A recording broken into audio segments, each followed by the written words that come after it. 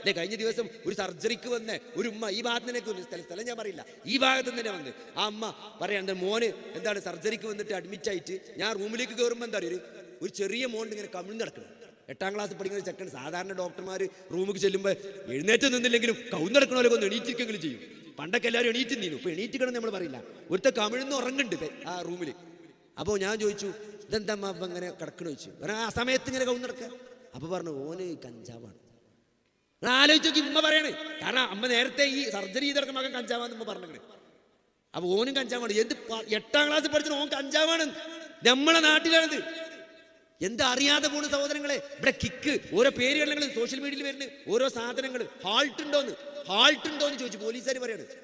കഞ്ചാവിൽ അറസ്റ്റിലായ ചെക്കൻ്റെ ഫോണിക്ക് വരുന്ന കോളാണ്. ഹാൾട്ട് ഉണ്ടോ പെൺകുട്ടി ചോദിക്കണ്. അതായത് ഓക്ക് സാധനം കൊടുത്ത് ഓൾ ഉപയോഗിച്ച് അന്ന് രാത്രി പെരീക്കോ പറ്റില്ല, ഓക്ക് ഹാൾട്ടാക്കാനുള്ള സ്റ്റേഷൻ കൂടി കിട്ടണമെന്നാണ്. ഹാൾട്ട് ഉണ്ടോ എന്നാ ചോദിക്കുന്നത് സഹോദരങ്ങളെ. അതുകൊണ്ട് നമ്മളെ കുട്ടികളെ ബാംഗ്ലൂർക്കോ ഡൽഹിക്കോ മൈസൂർക്കോ ലണ്ടൻക്കോ എവിടേക്കുമാണ് വിട്ടോളി. പക്ഷേ അവിടെയാണ് ജീവിക്കുന്നത്, ആരെപ്പോഴാണ് കൂട്ടുകൂടുന്നത്, എന്താണ് അവിടുത്തെ അവസ്ഥ എന്ന് നമ്മൾ കൃത്യമായിട്ട് അന്വേഷിക്കണം, അറിയണം, ഇടപെടണം എന്ന് തന്നെയാണ് സഹോദരങ്ങളെ. കാരണം അതൊരു അമാനത്താണ്.